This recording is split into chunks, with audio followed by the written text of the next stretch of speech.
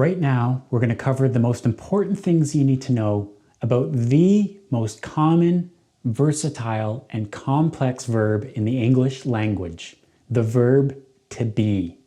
Whether you're just beginning to learn English or working on progressing to an intermediate or advanced level, having a firm understanding and full command of this verb is crucial. So we're going to talk about all 8 of its forms, how they're pronounced, and how you can bring your grasp of this crucial verb to the next level.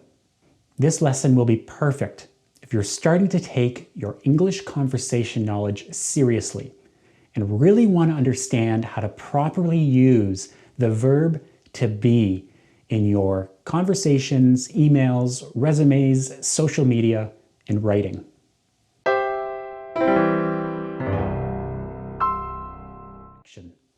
Thank you for letting us be a part of your goal to become fluent in English. The verb to be is the most widely used, versatile, and complex verb in the English language.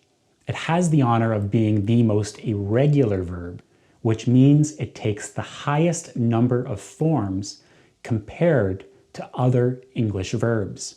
It's normally a main or an auxiliary verb. A main verb is the most important verb in the sentence, the one that expresses the action or state of being of the subject. A simple example of this is, I am a person. An auxiliary verb, also known as a helping verb, is one that changes or helps another verb. It often tells you when the action is being done. This makes the tense you are using very important with the verb to be. An example is, I am speaking. A main verb tells you what an action is, and an auxiliary verb indicates the time of the action.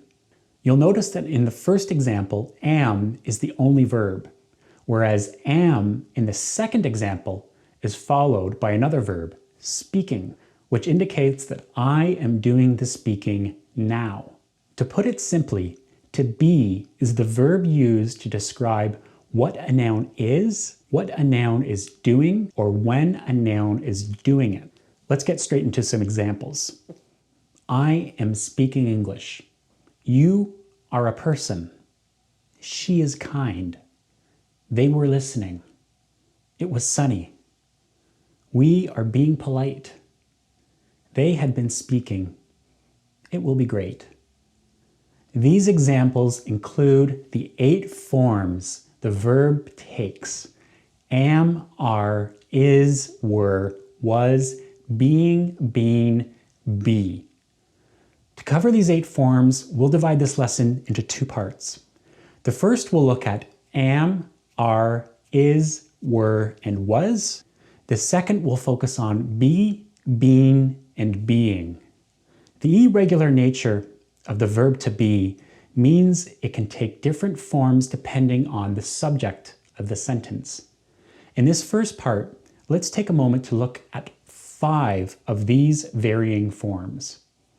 I am, you are, we are, they are, she is, he is, it is.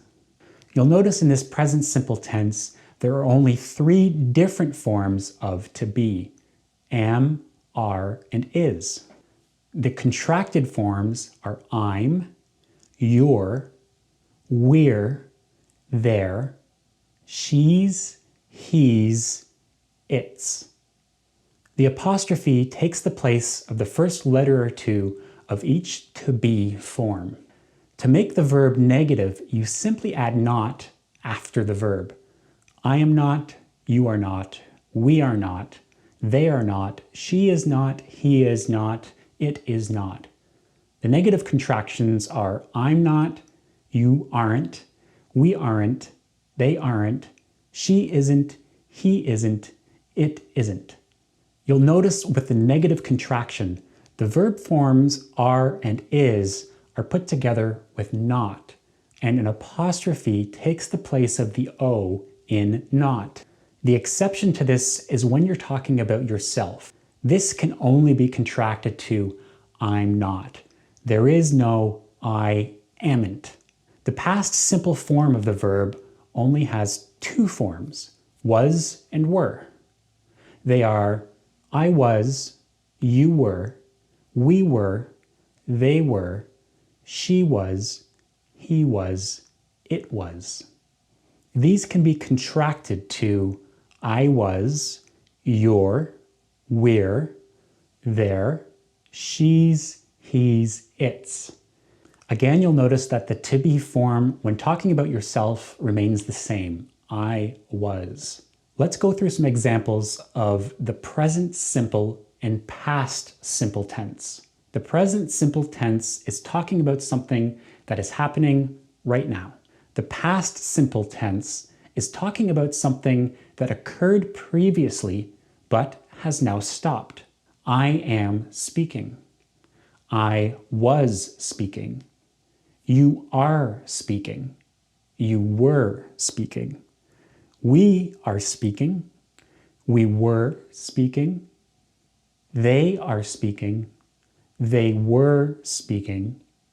She is speaking. She was speaking. He is speaking. He was speaking. It is speaking. It was speaking. Now let's move on to the second part of this lesson. If you remember from before, there are 8 forms of to be. We've now covered 5 of them: am, are, is, was, and were. That leaves us 3 more forms of the verb to be. These other 3 forms are be, being, and being. The use of these 3 forms is specific and follows some simple rules. Generally, be is the base form of the verb to be. Being is the past participle of the verb. Being is the present participle of the verb. You may be wondering what a base form and participle are, so let's take a closer look at what these terms mean, their differences, along with some examples. Be is the base form of to be. This means it's the most simple form of the verb, without any special endings like ing or ing. The form be is usually used in 3 cases. The first 2 are as an infinitive verb. As an infinitive verb, it is the basic form of the verb, presenting it as more of a concept or idea rather than an action.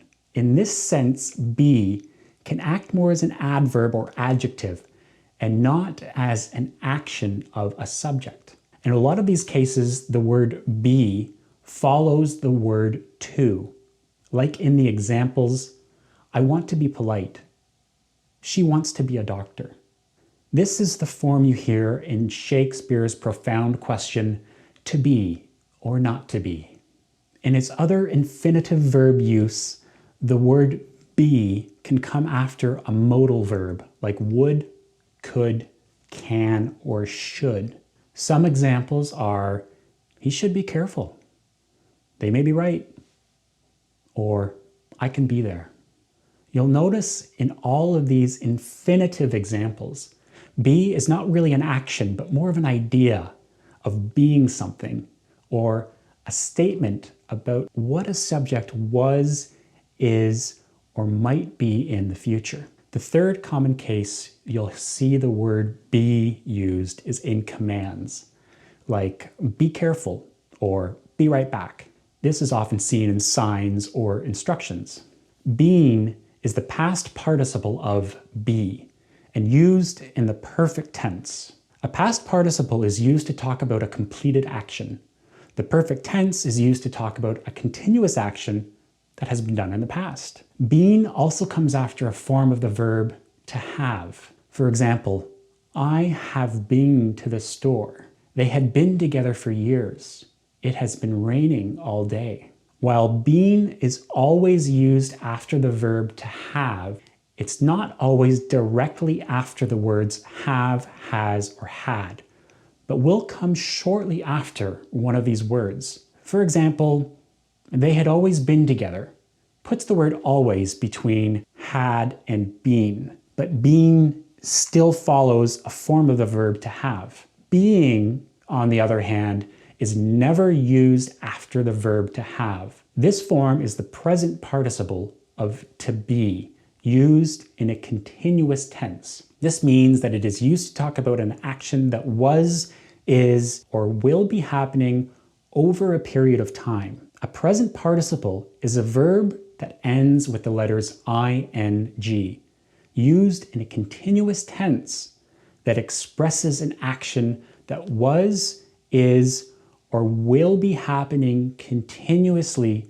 during a certain time. Remember the forms of the verb to be that we reviewed earlier? Am, are, is, was, and were. The word being usually comes after one of these. For example, they're being funny. I was being polite. Or he's being shy. The word being does not always come after one of these forms of to be. For example, thank you for being with me. Or I like being amongst friends. The word being can also be used as a gerund, which is a verb that also acts as a noun. Some examples of this are being laughed at isn't fun, or being on vacation is relaxing. Here the word being is not an action, but more of a subject. Being can also be used as a noun, like in human being, or I love this with all my being. Being and being are often confused, even amongst more fluent English speakers, but cannot be used interchangeably. You must use one or the other. Let's recap the differences. Being is the past participle of to be and is used in the perfect tense. Being is the present participle of to be used in a continuous tense. Being comes after a form of the verb to have. Being usually comes after a form of to be and can be used as a gerund. If you've made it this far into the lesson, congratulations. This is not easy English. This verb is one of the most difficult ones to get right. But don't stop now. We recommend re-watching this lesson to get a good idea of how to use the verb to be. The good news is that the verb is used so often, you can't avoid hearing how it's used or pronounced in songs, movies, social media, or in everyday work conversations. Going forward, pay close attention to this verb in the discussions you hear and try hard to use it correctly. You will get better with practice and repetition. If you found this lesson helpful, please give it a like. And be sure to subscribe to see our future content on English fluency. If there's something you've heard here that has helped your understanding of the verb to be, let us know in the comments section. This feedback really helps us craft our lessons so you're getting the most out of them. Until next time, keep learning and we'll talk soon.